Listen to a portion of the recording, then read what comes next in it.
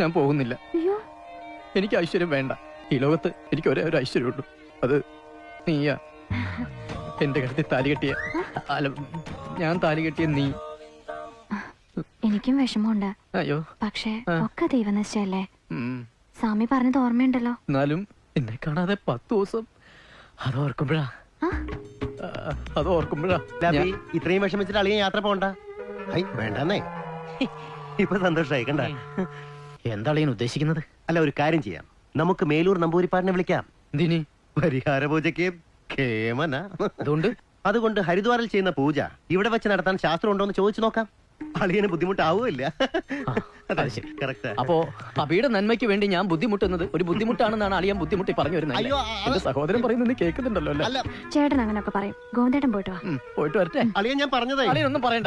പുറകെ നിന്ന് വിളിക്കലെന്ന് പറയൂ. പുറകെ നിന്ന് വിളിക്കാതെ. ആര് വിളിച്ചത്? അളിയാ തേങ്ങ.